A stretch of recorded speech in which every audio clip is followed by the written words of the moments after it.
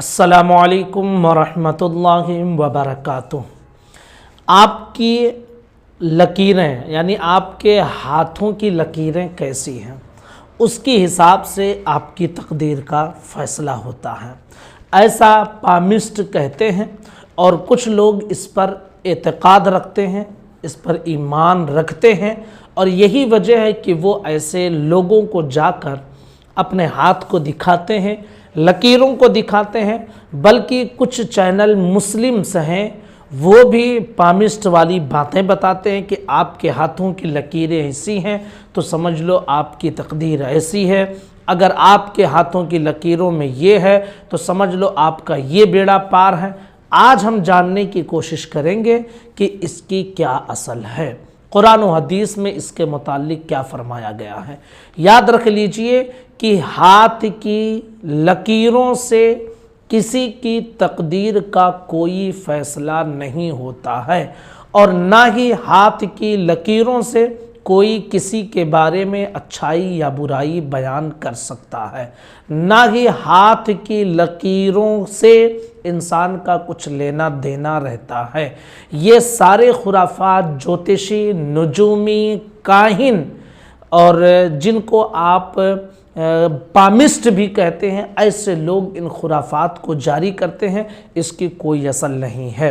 कुरान मुक़द्दस में इसके हवाले से सख्त वईदें भी मौजूद हैं और हदीस मुबारका में भी इसके हवाले से सख्त वईदें मौजूद हैं। मेरे आका नबी रहमत सल्लल्लाहु अलैहि वसल्लम ने इरशाद फरमाया कि जो शख्स नुजूमी के पास जाए, यानी जो सितारे वगैरह देखकर इल्म बताते हैं, उनके पास जाए और उससे किसी चीज़ के बारे में दरियाफ्त करे यानी मालूमात हासिल करे, तो 40 दिन तक उस मुसलमान की नमाज अल्लाह की बारगाह में कबूल नहीं होगी। दूसरी रिवायत में मेरे आका नबी रहमत सल्लल्लाहु अलैहि वसल्लम ने इरशाद फरमाया कि जो शख्स काहिन यानी जो हाथ की लकीरें, ज्योतिषी, पामिस्ट जिसे कहते हैं, काहिन या नुजूमी के पास आए और उसकी बात की तस्दीक करे, यानी जो वो कहे उसको ये सच मान ले, तो उसने उस शरीयत का इनकार किया जो शरीयत मोहम्मद सल्लल्लाहु अलैहि वसल्लम को अता की गई थी।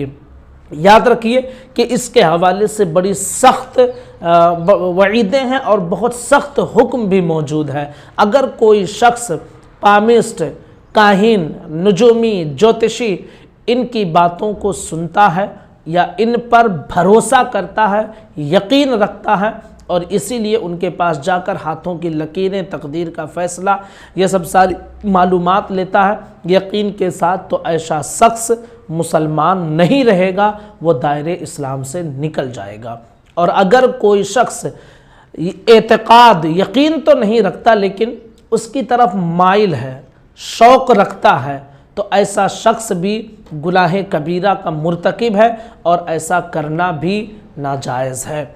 और अगर कोई मजाक के तौर पर हाथ दिखाता है, लकीरें दिखाता है, सितारों के ज़रिए इल्म हासिल करने वालों से मालूमात लेता है, मजाक के तौर पर भी अगर कोई करता है तो ये भी मकरूह है। और अगर उस पामिस्ट को आजिज़ करने के लिए उसके पास जाता है कि तुम जो बताते हो इसकी कोई असल नहीं है, तो फिर कोई हर्ज नहीं है। लेकिन आज के दौर में ये चौथी सूरत की आजिज़ करने के लिए जाए, ऐसी कोई सूरत पाई नहीं जाती है। लिहाजा हर मुसलमान को ऐसे दज्जाल काहिनों से, पामिस्टों, ज्योतिषियों से अपने आप को बचाना ये ज़रूरी है।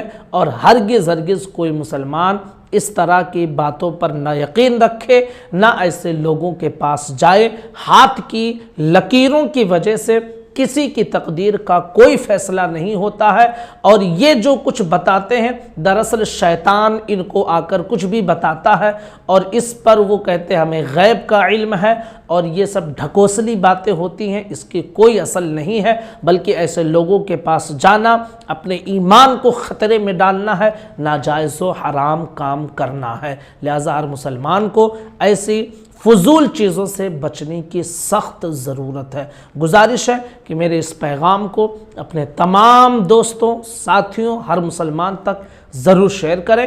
السلام علیکم ورحمۃ اللہ وبرکاتہ۔